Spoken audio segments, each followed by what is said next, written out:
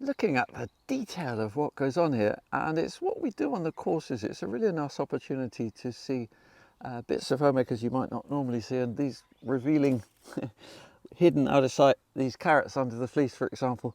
So they've been growing just like this without any hoops or anything, just pushing up this fleece for about a month now, and I'm really happy with the progress. And when you come here on a course, you get much more chance to see that sort of the intricacies of it, like these beetroot, which were planted on the 24th of March. Today's the very last day of April.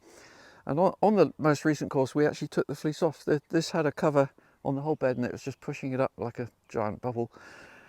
And in fact, when it came off, it's amazing, and you see that. But sadly, there's no little beetroots to see yet. Well, they're about that big. We're getting there. And we have day courses and we do weekend courses. And on the weekend courses, we'll have a look more closely at, say, the economics of selling some of these amazing vegetables, like the spinach here, and how many kilos you might get in a pick, and for how many weeks you can pick it, and that kind of thing.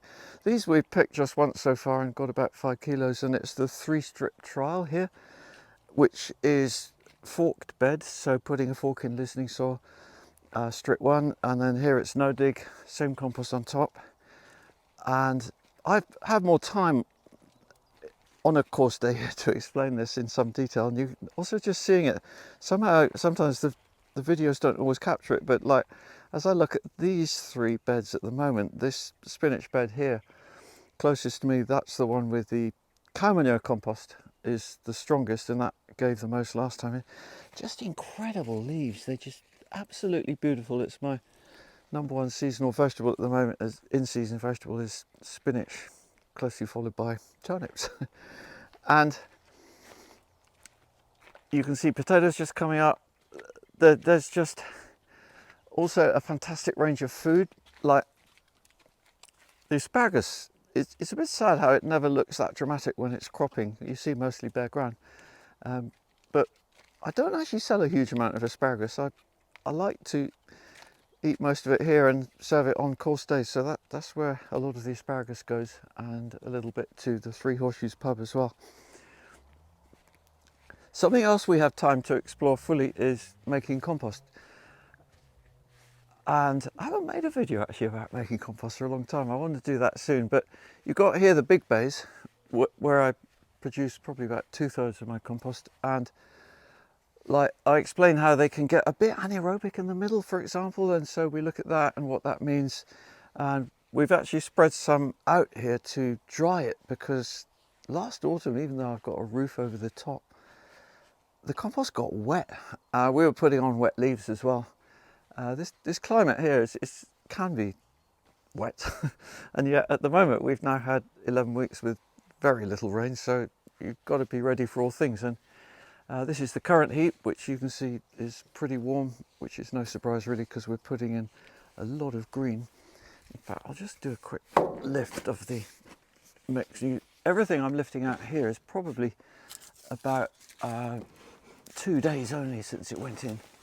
So I don't know if the heat is, do you know what? That's interesting actually, yeah. Although the thermometer's reading hot, but that is still only warm. I'm gonna have to do this properly now. Just going a bit more. So now we're going to get into the heat, and you'll see the steam coming off it.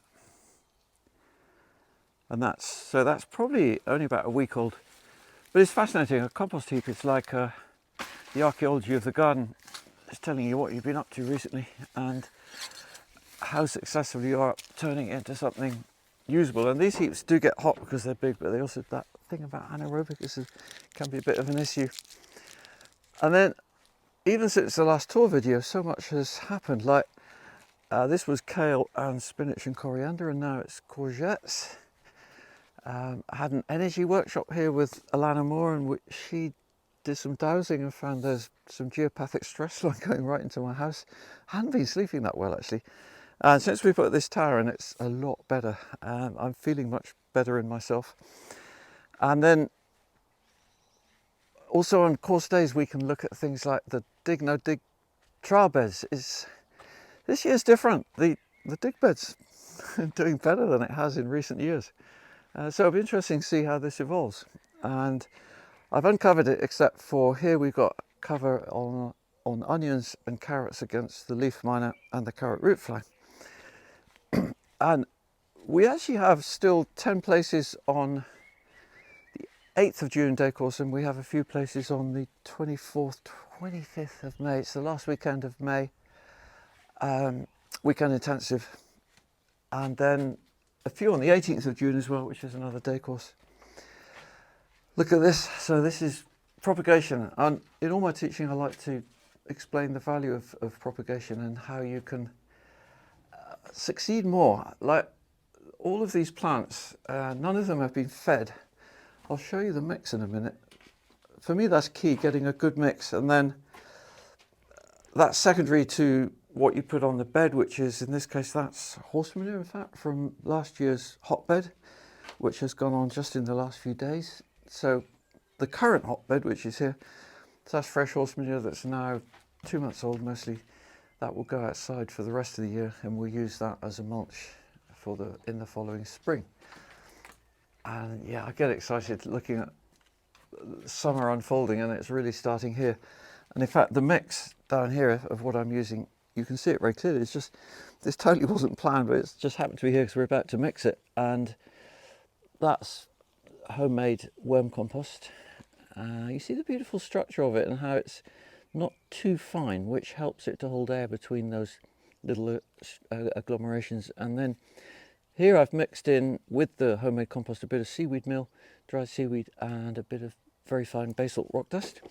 And this is the urban worm compost, which I use 50% in the total mix to lighten it, as well as adds good structure actually. Even though it's sifted 3 millimeters, it's got a little bit of perlite in as well, which helps. So yeah, you just get a real good feel here of both large scale growing and small scale. Look at this for one bed. This bed's now in its 10th spring, and every year I plant it with a mix, not always the same mix. Plants, things I want to grow, plants that, not so much plants that do well together actually, even, because they all do well together. And I'm quite often asked, you know, why you grow fennel next to other things? Because I've been told it doesn't like other plants, but well, it does. And I think it's partly no-dig. It makes things a lot easier. I don't do rotation.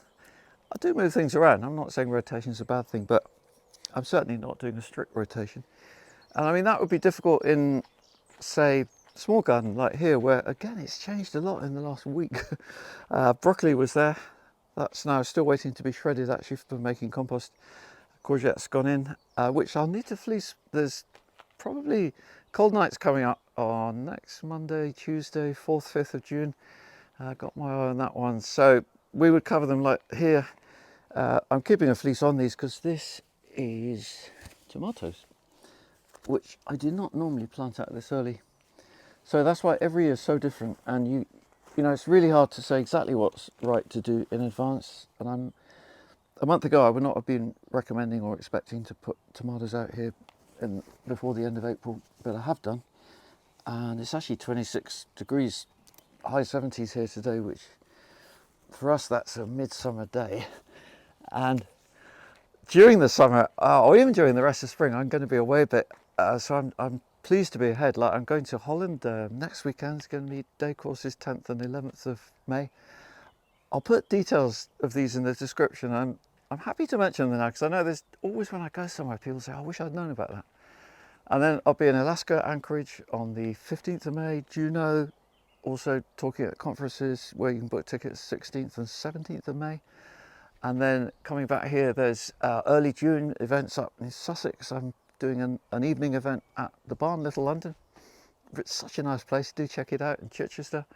And just north of there, the following day, in a farm in the southern edge of the South Downs, a beautiful place. Also, there's Westerland's, a farmer having a day course, and lots of nice talks about sort of improving the environment.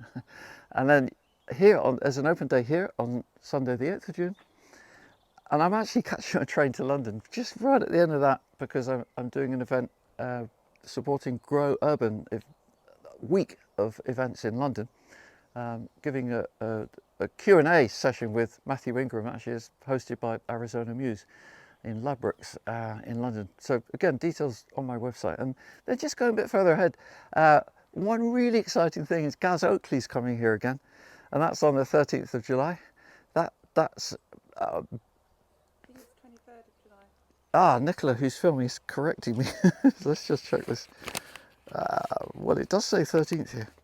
It says Sunday 13th, Roots and Flame with Charles and Gaz. So we'll really have a bit of fun there. It's going to be looking at growing, and he's looking at cooking. And yeah, Wednesday 20th of August, there's an energy course here. One more thing, Ireland, 19th 20th July, there's a beautiful place in Adair, Woodlands Hotel, and they have an organic garden. I'm gonna do 2 days of presentations there and make a new bed on each day. So do have a look at the description for all these details.